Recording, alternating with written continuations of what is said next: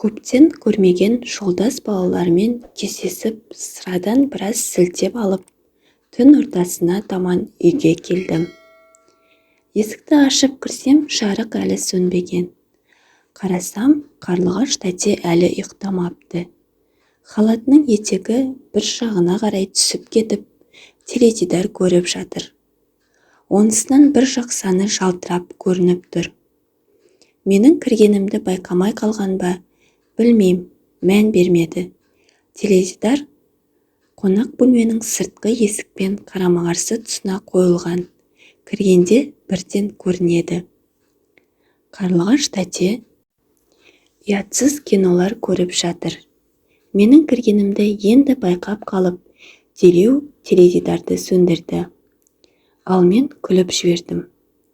Орнынан тұрып бөлменің есігін шаба бергенде, мен есікті тіреп қалдым. Ол маған қарап, ішіп алыпсың ғой, перегарыңнан мас болуға болады деді. Бөлмеге мен де кіріп отырдым да, бүгін аға жоқ па деп сұрадым. Ал ол болса, кешкісін бір туысы қайтыс болды деген хабарды ести сала, ауылға аттанып кетті деді.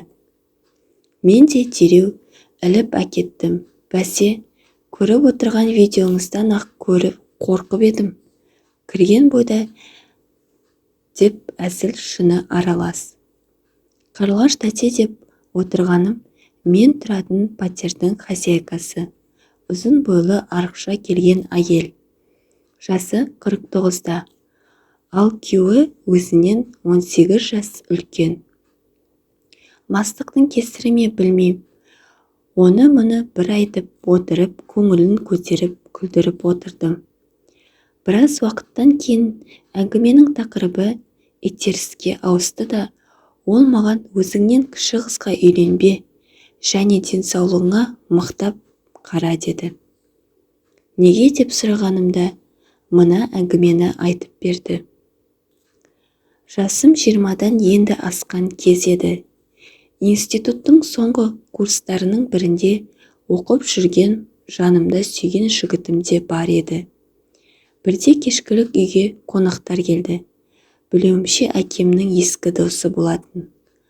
Қонақтар кеткесін бірақ білдім, маған құда түсіп келгенін, және той күнін белгілеп те кетіпті. Жыладым, көнбедім, бірақ ата-ананың айтқанынан шыға алмадым. Ең сұрақысы, жігіттің жасы 40-тарда екен. Оны білгенде тіптен өмірден түңілгендей болдым. Бірақ той өтіп, мен сүйген жігітіммен қоштасып, мүлде танымайтын біреумен тұра бастадым. Басында өзі көп үндемейтін, ештеңеде шаруасы жоқ адам болып көрінді. Жұмысына барып келеді, жалақысы да тәп-тәуір, себебі заводта жұмыс істейтін. Оның араққа құмар екенін біраз уақыттан соң білдім. Ішіп келетінді шығарды, одан кейін мені ұратынды шығарды. Ажырасып кетіп, қарабет боп төркінге баруға намысым жібермеді. 7-8 жылдан кейін кенет оның еркектік белсенділігі төмендей бастады. Емделуге кеңес беріп едім, өзімді ұрып тастады. Ақыры дәрігерге баруына көндірдім. Бірақ тым кеш барыппыз. Оның заводтағы зиянды ауыр жұмысы еркектік бездеріне қайта қалпына келмейтіндей зиян әкепті деді. Ендігі сүйенеріміз тек жыныстық белсенділікті арттыратын препараттар екен. Табиғи күштің қалпына келуі тым кеш деді.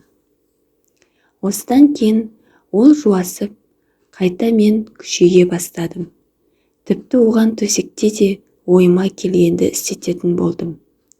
Мен кетіп қалады деп қорықты ма білмейм, айтқанымнан шықпайтын болды.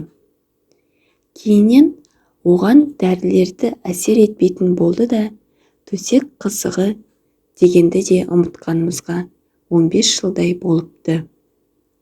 Сен дұрыс түсін, мені жаңағыдай киноларды неге көріп жатқанымды деп әңгімесін аяқтады. Сөйтсем, Қарлығаш тәте күйеуінің жағдайы анадай болғасын, ұятсыз фильмдер көріп, өзін қоздырып, анда-санда күйеуі жоқта ойыншықтарын пайдаланады екен. Сол кезде мен оған бетіне наглы айттым: «Қарлығаш тәте, білем, сіздің жас адаммен жатқыңыз келетінін», дедім. Ол үндемеді. Дереу оны аймалап төсекке беттей бердім. Қарсылық білдірген жоқ. Жайлап шешіндіріп айналысып кеттік. «Ах, ох» деген дыбыстарды шығарумен талтайып ап жатты. Алкогольдің әсерінен бітіре алмадым. Ол да қиналып кетті. Демалып 1,5 сағатта әрең бітірдім де құладым. Сол күйі ұйықтап кетіппін. Қанша уақыт өткенін білмеймін, ана жерім жыбырлағаннан ояндым. Қарасам, шалқамнан жатырмын.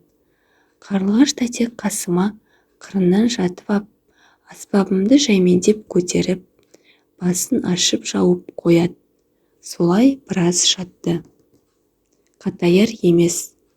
Жартылай қатайып жатқан аспабыма ойламаған жерден аузын апарып, жоғары төмен жүргізіп, бас жағын тілімен айналдыра бастағанда қақшиды да қалды.